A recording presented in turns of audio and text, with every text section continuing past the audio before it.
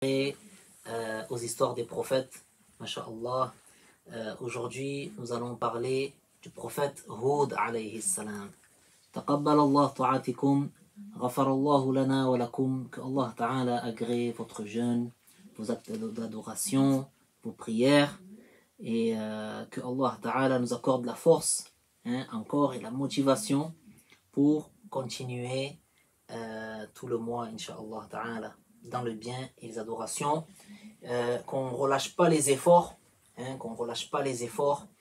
et qu'on profite des nuits de Ramadan, des journées, ne pas passer toute la journée à dormir, masha'Allah, profite, un temps pour le repos, mais aussi un temps pour les adorations, incha'Allah ta'ala. Alors, concernant l'histoire du prophète Hud, le prophète Hud alayhi salam, c'est un des prophètes de Allah tabaraka wa ta'ala, et son histoire est citée dans quelques sourates. Et ce, après que Allah tabaraka wa ta'ala a sauvé le prophète Nuh alayhi salam, ainsi que ceux qui étaient avec lui, et qu'il a noyé son peuple, ceux qui l'ont démenti, alors la descendance des gens, elle n'est venue uniquement que des fils du prophète Nuh alayhi salam. Combien ils étaient environ dans l'arche? On avait dit 80.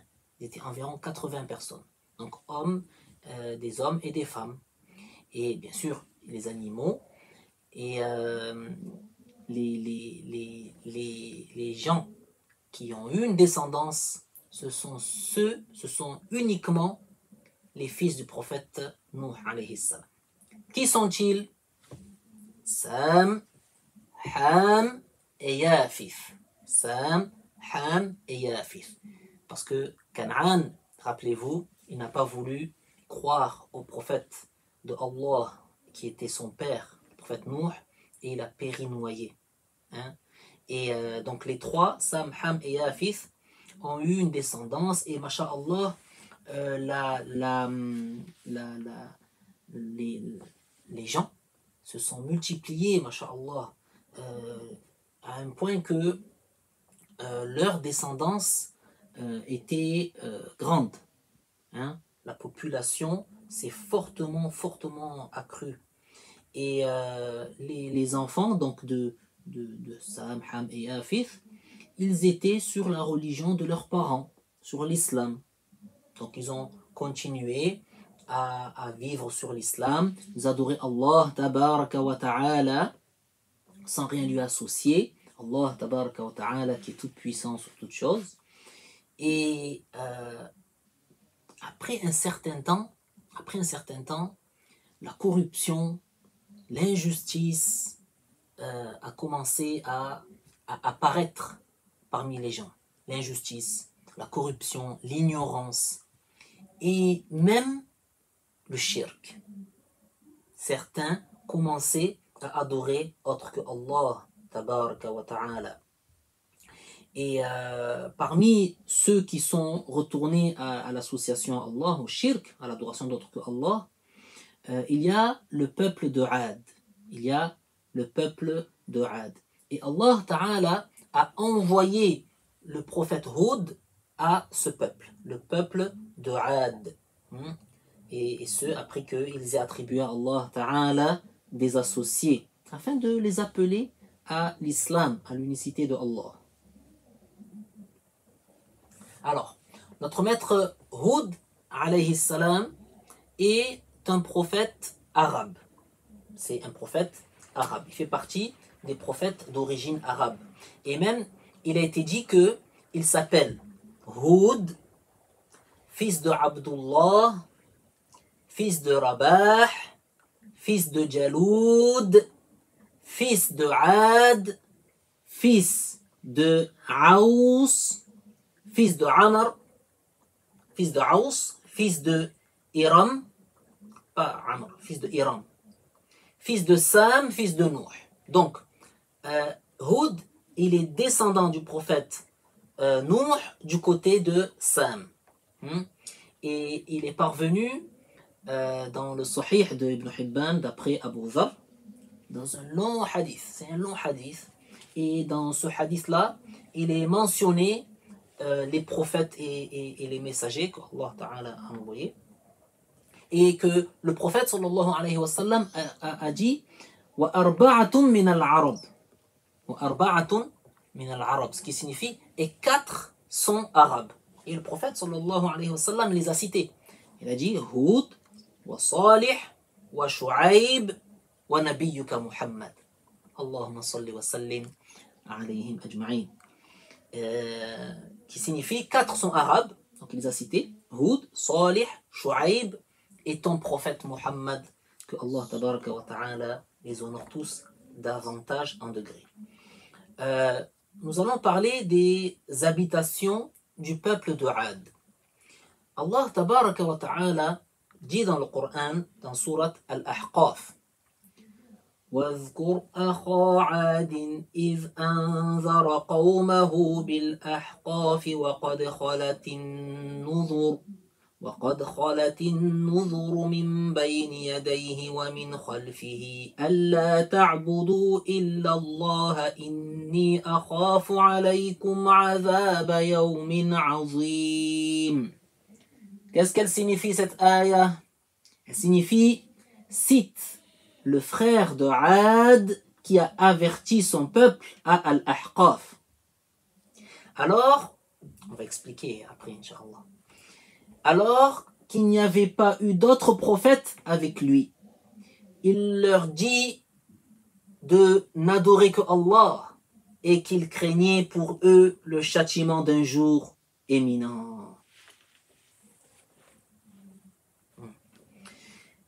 Donc c'est dans Surat Al-Ahqaf.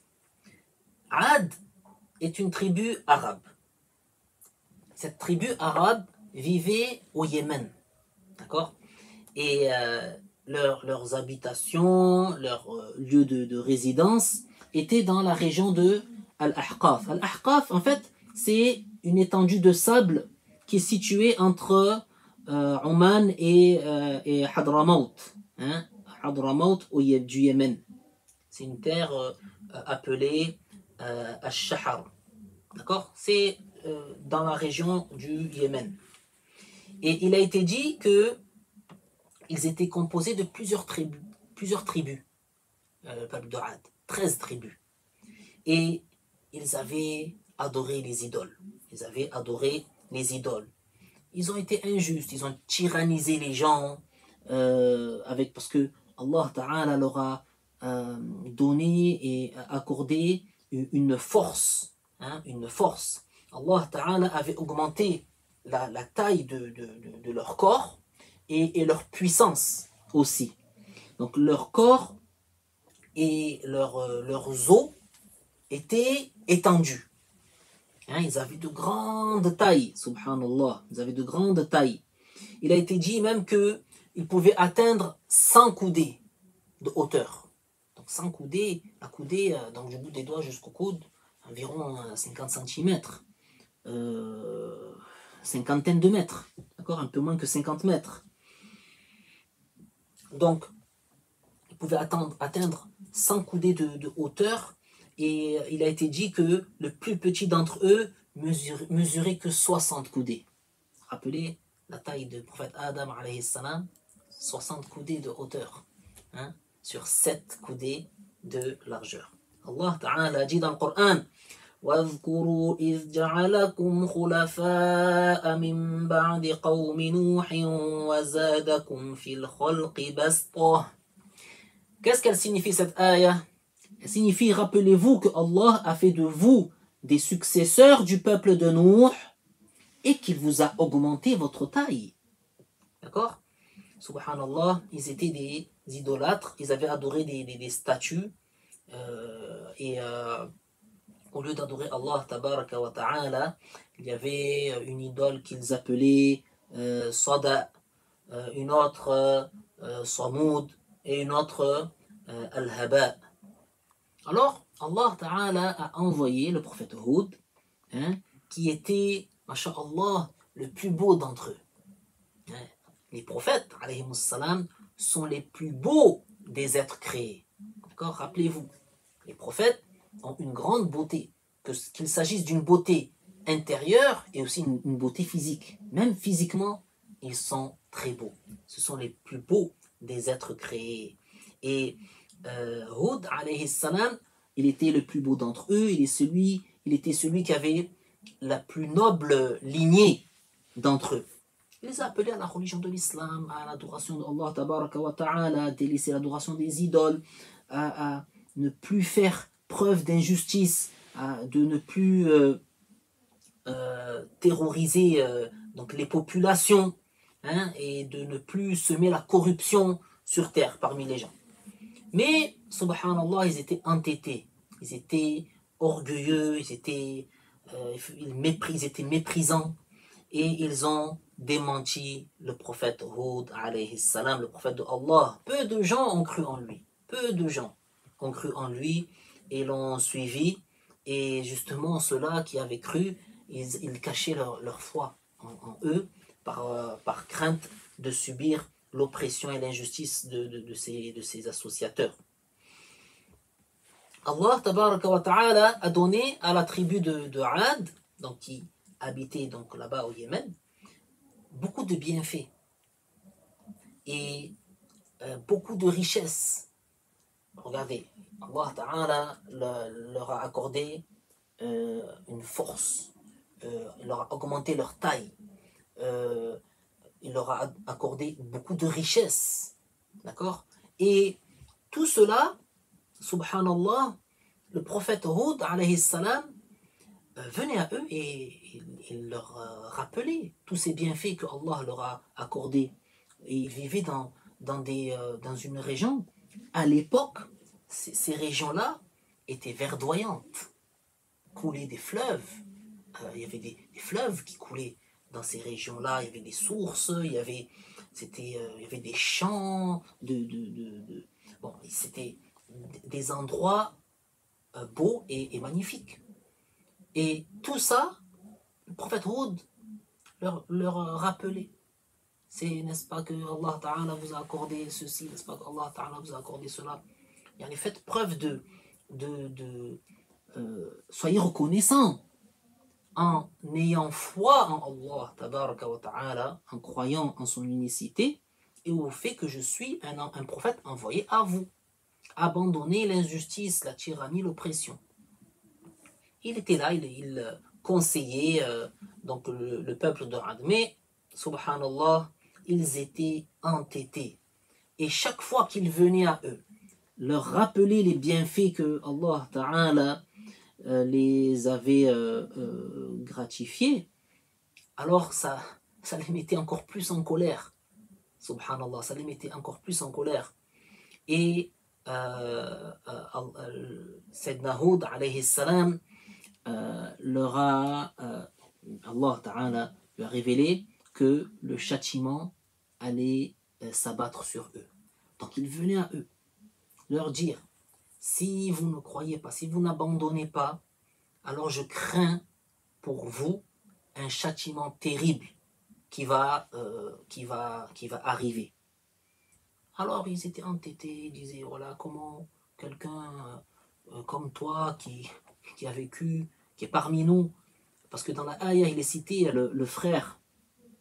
Alors si je reviens un petit peu, dans la ayah, Wazkur akha Ad, c'est pas ici le frère, c'est-à-dire frère de Ad dans le sens du frère de sang, c'est-à-dire qu'il était du même peuple, il était des leurs, et eux ils étaient étonnés du fait qu'un des leurs soit un envoyé de Allah, donc ils le méprisaient et se moquaient de lui.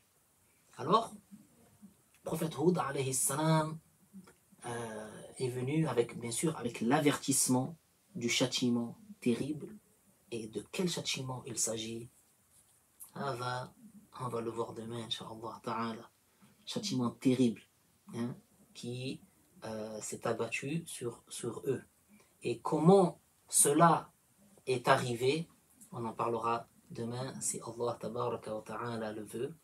On demande à Allah qu'il fasse que nous soyons de ceux qui, lorsqu'ils entendent la parole, ils la font suivre par le meilleur.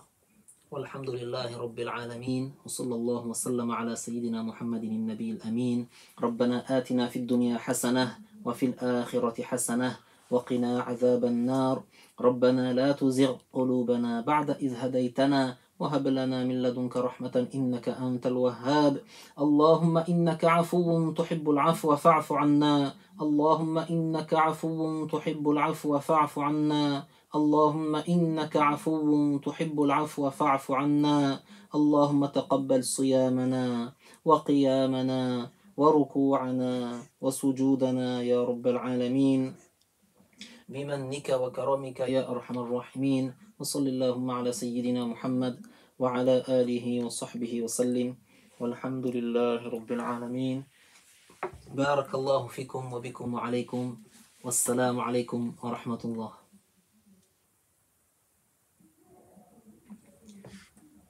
Barakallahu fikum, à vous aussi, Inch'Allah Ta'ala, que Allah nous réunisse dans le bien. Inch'Allah Ta'ala. Wassalamu alaikum wa rahmatullah.